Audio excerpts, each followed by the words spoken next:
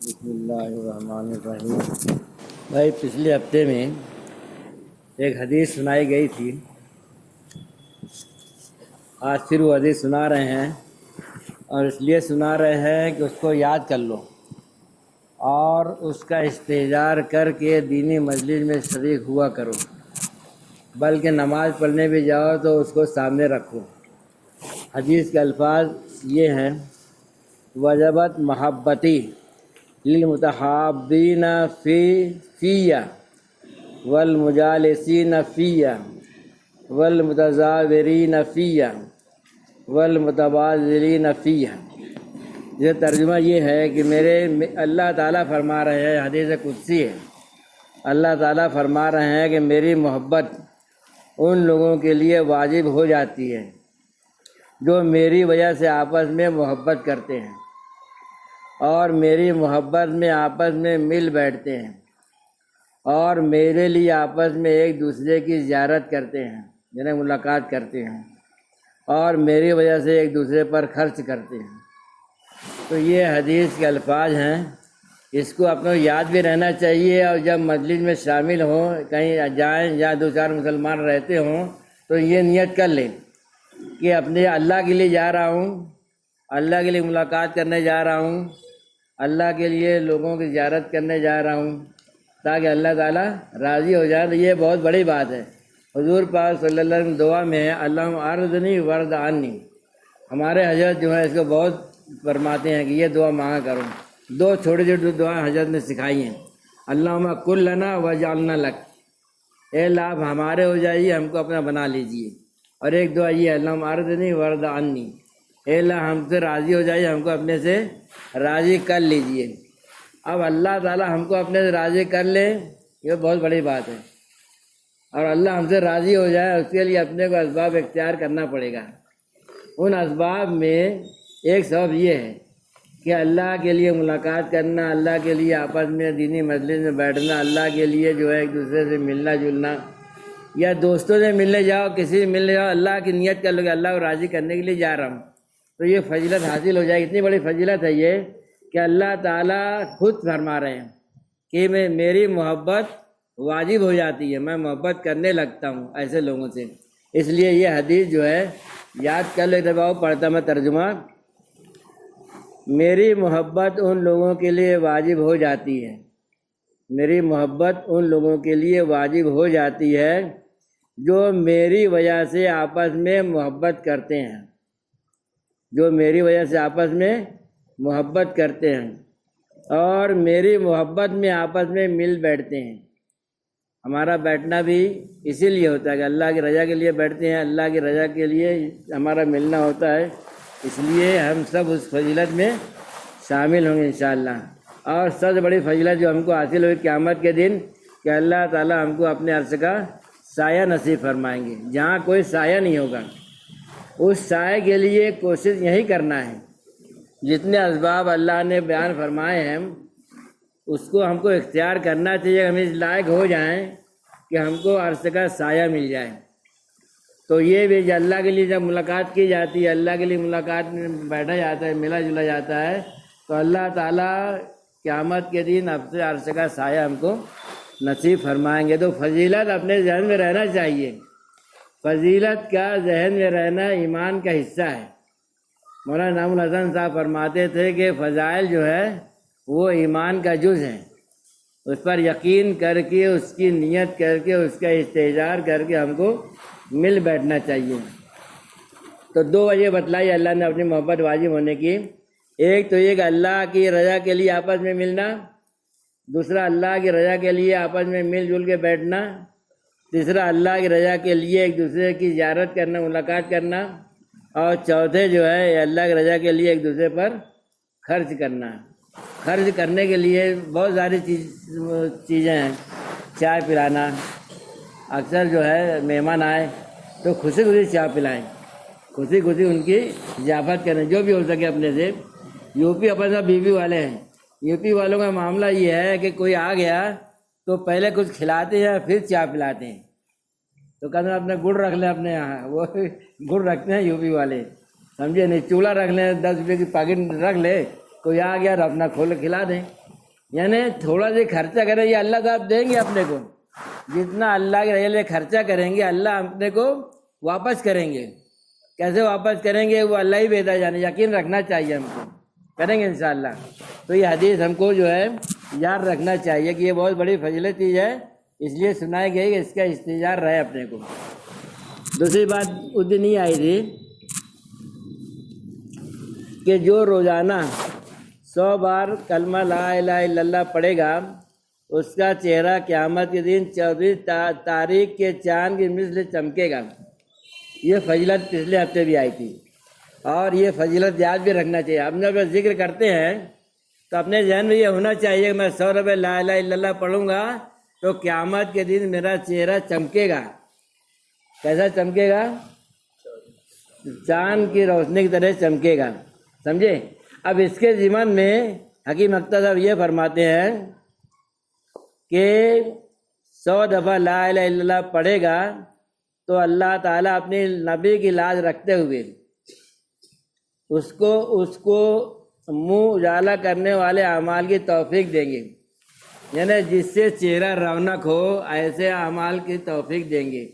برے اعمال کریں گے تو کیسا ہے کہ جو آدمی میں جو دل میں ہوتا ہے نا یہ چہرہ اس کی عکاسی کرتا ہے. اس لیے جو حبیب اعظمی جو پہلے اللہ والے نہیں تھے، پہلے سود خور تھے، سودی دھندا کرتے تھے. تو جب وہ راستے نکلتے تھے تو بچے ان کو تانا دے کہ یہ سود خور آ رہا ہے، سود خور آ رہا ہے. پھر بعد اللہ نے توفیق دی، توبہ کیے، اللہ والے بنے، ذکر کرنے والے بنے. تو جب وہ چلتے تھے بولے تھے اللہ والا آ رہا ہے، اللہ والا آ رہا ہے. تو یہ بچوں کو کیسا معلوم پڑ گیا؟ تو چہرہ جو ہے ہمارا وہ عکاسی کرتا ہے. دل میں جو ہے اس کا عکس چہرے پر رہتا ہے. سمجھے؟ اگر دل میں غیر اللہ ہے تو غیر اللہ کا عکس رہے گا، اگر کفر ہے تو کفر کا عکس رہے گا، نفاق ہے تو نفاق کا عکس رہے گا. اسی لیے کسی بزرگ بارے میں شاید خواجہ محی الدین چشتی رحمۃ اللہ علیہ یا عبد القادر جیلانی رحمۃ اللہ علیہ یا اور کسی بزرگ بارے میں نظام الدین اولیاء کے بارے میں بتلاتے ہیں کہ ان کو کچھ بیماری تھی. اکثر جو ہے وہ گس ہو جاتا تھا یا مرگی آ جاتی، جو بھی ہوتا تھا تو علاج بہت کرا لیکن ہوتا نہیں تھا. تو ایک جوگی تھا اس زمانے میں جو مرض جو ہے سلب کر لیتا تھا، بیماری جو ہے وہ کھینچ لیتا تھا اپنی روحانیت سے. تو پھر اس کو بتلانا چاہیے. حضرت سے پوچھو نہیں بالکل نہیں لے جانا. لیکن جب کئی بار ایسا ہوا تو جب بے ہوش ہوئے بولے چلو لے کے، اتفاق لے کے چلے گئے اس کے پاس اور وہ مرض سلب کر لیا، ہوش آ گیا. تو دیکھا وہ سامنے ہے تو بولے یہ کیا کہاں لے کے چلے آئے تم لوگ؟ پھر اس سے پوچھنے لگے کہ کیا بات ہے؟ بولے تمہارا دل جو ہے نا بالکل سیاہ ہے، تمہارا دل پورا سیاہ ہے. تو بولے تیرے کو کیسے پتہ چلا؟ بولے مجھ کو دکھتا ہے. بولے کیسے دکھتا؟ کہ میرے جو استاد ہیں پنڈت، سمجھے، انہوں نے مجھ کو کہا تھا کہ تیرا دل جو بولے، نفس جس چیز کی خواہش کرے اسے خلاف کرنا، یعنی نفس کی بات مت ماننا، نفس کے خلاف چلنا. تو میں ایسا کرتا رہا، یہ مجاہدہ کرتا رہا تو مجھ کو یہ قوت حاصل ہو گئی. بولا ایسا؟ بولا اچھا ایک بات بتلا، تیرا دل ایمان لانے کے لیے کہتا ہے کیا؟ مسلمان ہونا چاہتا ہے تو؟ بولے نہیں. یعنی تیرا دل اب نہیں چاہتا، اب تیرا دل نہیں چاہتا نا. اب تیرے استاد نے کیا کہا تھا؟ دل نہ جو چاہے وہ کرے گا تو یہ صفت حاصل ہوں گی. اب تو یہ صفت حاصل ہو گئی. اب اگر تو ایمان نہیں لاتا تو یہ تیری صفت میں بھی سلب کر لیتا. اب وہ برسوں سے محنت کر کے، ایک دن میں تھوڑا ہوتا، یہ برسوں محنت کرنی پڑتی. تو برسوں محنت سے وہ قوت حاصل کیا تھا تو اس کو وہ قوت بہت عزیز تھی. سمجھے؟ تو بولا ٹھیک ہے میں ایمان لے آتا. ایمان لے آیا. تو بولا اچھا دیکھ تب. بولے تمہارا دل جو ہے وہ روشن چمکدار ہے. تو بولے ایسا کیسے کیا ہو گیا؟ تو بولے پہلے تو کفر میں تھا تو تیرے دل کی سیاہی یا تیرے چہرے کی سیاہی میرے قلب پڑ رہی تھی، عکس پڑ رہا تھا. تو آئینے کے سامنے جیسا آدمی رہے گا ویسا دکھے گا. کالا آدمی رہے گا تو کالا دکھے گا, گورا تو گورا دکھے گا. تو مطلب کالا تیرے کو دکھ رہا تھا نا میرا دل, تو وہ تیرا عکس تھا, میرا عکس نہیں تھا. وہ کیا تھا؟ تیرے عکس پڑ رہا تھا مجھ کو. جو تیرا سیاہی تھی کفر کی, اس سے میرا دل سیاہ دکھ رہا تھا. اب تو ایمان لے آیا, ایمان لے آیا, تیرے گناہ معاف کر دیا اللہ تعالیٰ نے, تو تیرا دل سیاہ چمکدار ہو گیا. اب جو ہے اس کی وجہ سے میرے دل کی روشنی تیرے کو نظر آ رہی. تو ایسا ہے, جو دل میں ہوتا ہے اس کا عکس جو ہے وہ چہرے پر ہوتا ہے. گناہوں کے نوسط سے دل جو ہے نا وہ دھرمڑا جاتا ہے, یعنی چہرے کی رونق ختم ہو جاتی. اب چہرے کی رونق اپنے کو کیا پتہ چلے گی, اپنے سب تو ایک ہی پنڈ میں ہے, سمجھے. یہ نیکی کی چہرہ کیسا رہتا, کسی اللہ والے کا چہرہ دیکھ لو تو سمجھ میں بغیر لالی پاؤڈر کے بھی چہرہ چمکتے رہتا ہے, سمجھے. تو اس لیے جو ہے ہم کو اس کی کوشش کرنا چاہیے. اچھا, بات یہ تھی کہ 100 دفعہ لا الہ الا اللہ پڑھیں گے تو اللہ تعالیٰ قیامت کے دن چہرہ جو ہے سورج چاند کی روشنی جیسا چمکدار بنا دیں گے. تو دنیا میں بھی اس کا اکثر رہے گا, دنیا میں بھی اس کا اکثر رہے گا. اب یہ جو چہرہ ہے, اگر کلمہ اپنا قبول ہو گیا, ہمارا 100 بار پڑھنا اللہ نے قبول کر لیا, تو اللہ تعالیٰ اپنے نبی کی لاج رکھ کے جو حدیث بیان کی گئی ہے کہ چہرہ چمکدار رہے گا, اس کی لاج رکھ کے اللہ تعالیٰ ہم کو گناہوں سے بچنے کی توفیق دیں گے. یعنی اپنی قدرت سے اللہ ہمیں گناہوں سے بچائیں گے. اللہ تعالیٰ ہم کو اپنی قدرت سے گناہوں سے بچائیں گے. اگر گناہ سے بچائیں گے تو چہرہ چمکدار رہے گا, اور نیک اعمال کی توفیق نے جس سے ایمان محفوظ رہتا ہے, جس سے اللہ راضی رہتے ہیں, تو ڈبل فائدہ ہے. یعنی لا الہ الا اللہ پڑھنے کا ایک حدیث کا فائدہ تو ہے کہ چمکدار رہے گا قیامت کے دن چہرہ. دنیا میں ہمارا فائدہ یہ ہے کہ اللہ تعالیٰ نیک اعمال کی توفیق دیں گے. نماز پابندی سے ہوگی, فجر کی بھی پابندی سے ہوگی. جس کی فجر نہیں ہوتی وہ کیا کرے کہ 100 مرتبہ لا الہ الا اللہ پڑھتا رہے, ہے نا. آسان ترکیب ہے. لاہور پڑھ لیا کرو, اللہ دعا کر لیا کرو, کریں گے انشاءاللہ. تو یہ اس کی فضیلت ہے, تو اس کو یاد رکھیں. 100 مرتبہ لا الہ الا اللہ پڑھنے کی کوشش کریں, اپنے اس میں قابو میں لے آئیں. اچھا, ایک دعا بھی یہ ہے نا کہ یہ دعا یاد رہنی چاہیے اپنے کو, اللہم ارحمنی بترک المعاصی. اللہم ارحمنی بترک المعاصی. اس کا ترجمہ یہ ہے, یہ ترجمہ یاد کر لو اور اللہ سے مانگنا شروع کرو.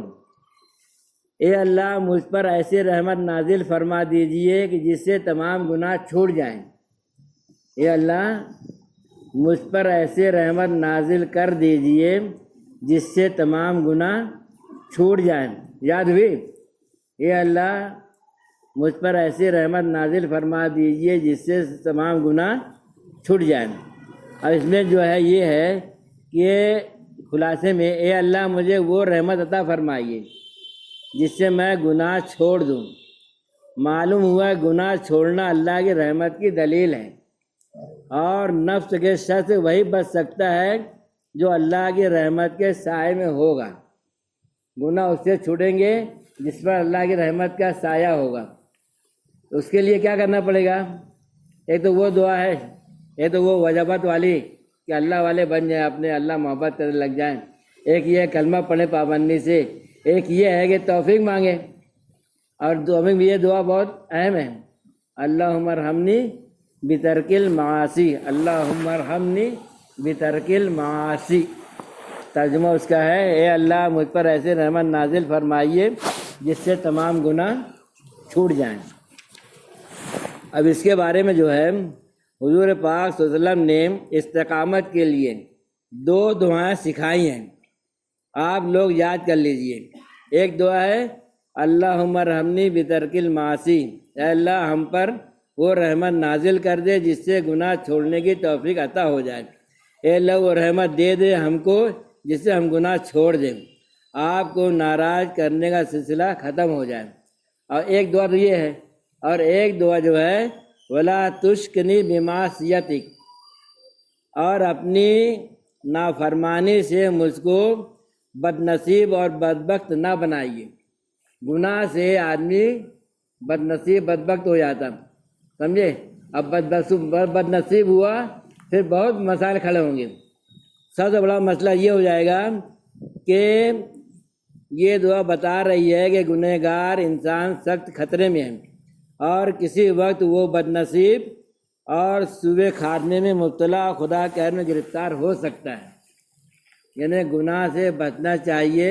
ایمان کا نور گناہوں کی وجہ سے سلب ہو جاتا، مدھم پڑ جاتا اور پھر دھیرے دھیرے آدمی جو ہے کفر کی طرف چلنے لگتا ہے۔ اس لیے ہم کو جو ہے یہ دعا اہتمام سے مانگنا چاہیے، کریں گے انشاءاللہ۔ اور ایک دعا یاد کر لو، یا حی یا قیوم برحمتک استغیث اصلح لی شانی کلہ ولا تکلنی الی نفسی طرفۃ عین۔ یاد ہو کسی کو نے سن لو 2-3 دفعے، یا پھر بعد میں لکھوا لینا، کہا لکھ لے آنا اگلے ہفتے میں۔ یا حی یا قیوم برحمتک استغیث اصلح لی شانی کلہ، یعنی اصلح لی شانی کلہ ولا تکلنی الی نفسی طرفۃ عین۔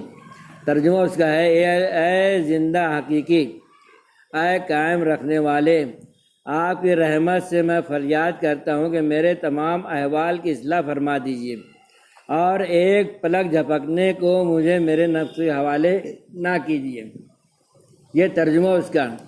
اب یہ جو ہے، یہ اللہ میری اصلاح فرما دیجیے، یہ مطلب کیا ہے؟ اس میں اصلاح کا مطلب یہ ہے کہ میرے تمام احوال درست کر دیجیے۔ احوال درست کرنا مطلب یہ دنیا کے اعتبار سے بھی، آخرت کے اعتبار سے بھی۔ اب یہ یعنی میری حالت، ہر حالت کو درست فرما دیجیے، خواہ حالت دنیا کی ہو یا آخرت کی۔ مثلا اگر کوئی دشمن پڑوسی ستا رہا ہے تو اس کی ایذا رسانیوں سے اسے تکلیف پہنچانے سے نجات دے دیجیے، یہ اس میں شامل ہے۔ اصلح لی شانی کلہ میں یہ شامل ہے کہ اللہ اگر مجھ کو کوئی ستا رہا ہے، دشمن پڑوسی، اکثر ایسے ہی ہوتا ہے، یا اولاد ہو جائے نافرمان، تو اے اللہ اس کی ایذا رسانیوں سے مجھ کو بچا لے۔ کوئی جسمانی خطرناک مرض پیدا ہو رہا ہے تو اس سے اس کو شفا عطا فرما دیجیے۔ یہ تو دنیا کے فائدے سے بہت ساری چیزیں ہیں جس سے اپنے تکلیف پہنچنے والی ہے، اس سے حفاظت کے لیے یہ دعا ہے مثبت انداز میں کہ اللہ میری اصلاح فرما دیجیے۔ اس لیے آخرت کے کاموں میں غفلت ہو رہی ہے، نماز روزے میں سستی ہو رہی ہے تو اس کو دور فرما دیجیے۔ ہوتے نا بہت سے لوگ شکایت کرتے ہیں ذکر نہیں ہو رہا ہے، نماز نہیں ہو رہی ہے پابندی سے، تو اس کے لیے بھی یہی دعا ہے، اللہم اصلح لی شانی کلہ۔ تو دنیا کی کوئی مصیبت ہو، جسمانی روحانی، تو اس کے دور ہونے کی آسان دعا یہ یاد کر لیں، اس کو اردو میں یاد کر لیں کہ اللہ میں آپ کی رحمت میں فریاد کرتا ہوں کہ میرے تمام احوال کی اصلاح فرما دیجیے۔ اے اللہ میرے تمام احوال کی اصلاح فرما دیجیے، اے اللہ میرے تمام احوال کی اصلاح فرما دیجیے، ہے نا۔ اس طرح آخرت کاموں میں بھی مدد مل جائے گی، اعمال پابندی سے ہوں گے، ذکر پابندی سے ہوں گے، معمولات پابندی سے ہوں گے، تلاوت پابندی، لیکن دل لگا کے دعا مانگیں، استجار کے ساتھ میں کیا مانگ رہا ہوں۔ اسی طریقے سے گناہوں سے بچنا بھی اور لوگوں کی اذیت رسانی سے بچنے کے لیے بھی یہی دعا ہے۔ مالی پریشانی، مالی تکلیف، ہر چیز کے لیے دعا کافی۔ حضور پاک صلی اللہ علیہ وسلم کی دعاؤں کا یہ خاصہ ہے، یہ معجزہ ہے کہ وہ دعا بہت جامع ہوتی ہے۔ وہ اللہ والے کھولتے ہیں، سمجھ میں آتا ہے اس میں کیا کیا چھپا ہے، ورنہ عام طور پر اصلاح فرما دیجیے، سمجھ نہیں آتا کیا اصلاح فرما دیجیے، لیکن جب اللہ والے کھولتے ہیں تو سمجھ میں آتا ہے اس میں کیا چھپا ہے، سمجھے۔ کسی گناہ کی عادت ہو تو اس سے توبہ کی توفیق دے دیجیے، یہ بھی اس میں شامل ہے۔ یہ اللہ اگر سمجھو کوئی عبادت سستی ہو رہی ہے تو سستی دور کر دیجیے، کوئی گناہ کی عادت پڑ گئی ہے تو اس سے توبہ کی توفیق دے دیجیے، اور تقویٰ کی دولت عطا فرما دیجیے، یعنی جسمانی صحت بھی عطا فرمائیے اور روحانی صحت بھی عطا فرمائیے، اور بگڑی کو بنا دیجیے، اور اپنے نام کی لذت اور عبادت کی مٹھاس اور ایمان کی حلاوت نصیب فرما دیجیے۔ کل لہو تاکید ہے، یعنی ہماری کوئی حالت ایسی نہ رہنے پائے جس پر آپ اپنی نگاہ کرم نہ ڈالیں اور ہماری بگڑی کو نہ بنا دیں۔ بس دنیا کی ہر حالت درستگی اور آخرت کی ہر حالت درستگی کی فریاد اس میں ہے۔ سمجھے. اب اس کے ساتھ ہی ساتھ ایک بات اس میں اور ہے کہ ولا تکلنی الی نفسی طرفۃ عین. ولا تکلنی یعنی ہم کو ایک پلک جھپکنے کے برابر بھی اپنے نفس کے حوالے نہ کیجیے. اپنے دو دشمن ہیں, ایک شیطان ایک نفس ہے. شیطان کا کام کیسا ہے؟ آیا وسوسہ ڈالا اور نکل لیا. اور نفس ایسا ہے کہ 24 گھنٹہ ہر ساتھ اپنے ساتھ رہتا ہے. اور وہ جو ہے کوئی دشمن ہے نا, اگر وہ اپنے سمجھو دشمن سامنے بندوق لے کے آ رہا ہے اور حملہ کرنا چاہتا ہے, گولی تو ایسے تھوڑا اٹھا گولی مار دے گا, پہلے نشانہ لگائے گا پھر نہ مارے گا وہ. یعنی پوزیشن لینے کے بعد ہی مارتا آدمی. لکڑی مارنے والا بھی پوزیشن لے کے مارے گا, لیکن نفس ایسا ہے کہ اس کو پوزیشن لینے کی ضرورت نہیں. پلک جھپکی کہ کیا سے کیا ہو جاتا ہے. اس لیے یہاں تک لکھا ہوا ہے یہ صرف نفس دشمن ہے جو پلک جھپکنے میں انسان کو ہلاک کر سکتا ہے. بلکہ پلک جھپکی اور قصدن کفر کا عقیدہ دل میں ڈال دیا. یہ ایک لمحے میں بیٹھے بیٹھے آرام سے بیٹھے ہیں, اب کوئی بات ایسی ہو گئی کہ کفریہ خیال آ گیا اور اس میں چلے گئے, تو ایک لمحے میں کافر بنا دیتا ہے نفس. ایک لمحے کی غفلت میں نفس جو ہے وہ کافر بنا دیتا ہے, سمجھے. اسی طرح کوئی گناہ کا ارادہ ڈال لیا بیچ میں, اب موبائل ہاتھ میں ہے, بہت پاکیزہ بنا, بہت, اب ڈال لیا کہ بھائی یہ دیکھ لے, بس گاڑی گئی, پھر وہ 1 گھنٹہ کہاں گیا پتہ نہیں, اور کتنی ناک کا گناہ ہوا معلوم نہیں, اور کیا گناہ ہو گیا پتہ نہیں. ایک لمحے میں نفس سب کام کا ڈالتا ہے. اس لیے دعا میں یہ بھی مانگا گیا ہے کہ ایک پلک جھپکنے کے برابر ہم کو کیا کر, اپنے نفس کے حوالے نہ کر. تو یہ دعا بہت قیمتی ہے, اس کو اپنے مانگنا چاہیے, سمجھے. تیرا سب سے بڑا دشمن تیرے پہلو میں ہے, اس سے مراد نفس ہے جو پہلو میں چھپا بیٹھا ہے. اگر گھر کا دشمن اور کیسا ہے, گھر کا دشمن باہر کے دشمن سے زیادہ خطرناک ہوتا ہے.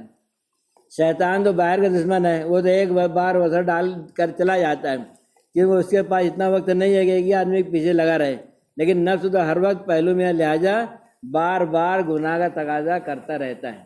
تو بچنے کے لیے ہم کو دعاؤں کا اہتمام کرنا چاہیے. کریں گے انشاءاللہ. اللہ تعالیٰ ہم سب کے لیے آسان فرمائے. اور ایک آدھ بات ہے, لہٰذا آپ ہمیشہ اور ہر لمحہ, یہ اللہ دعا ہے, مجھے اپنے رحمت کے سائے میں رکھیے. ایک لمحے کے لیے مجھ کو میرے نفس کے سپر نہ کیجیے, ورنہ خوف ہے کہ یہ راہ طاعت و سعادت کو چھوڑ کر راہ شقاوت اختیار کر لیں, کیونکہ معصیت شقاوت کی راہ ہے اور ترک معصیت نزول رحمت کی دلیل ہے. پھر وہی دعا لے آئے ہیں, اللہم ارحمنی بترک معاصی ولا تشکنی بمعصیتک. سمجھ میں آ رہی بات. اللہم 2-3 دعا ہے, وہ انشاءاللہ اگلے ہفتے میں لکھ کے جراج بنا کے دے دیں گے, ہے نا. سبحان اللہ بحمدہ, سبحانک اللہم وبحمدک, نشہد ان لا الہ الا انت, نستغفرک و نتوب الیک.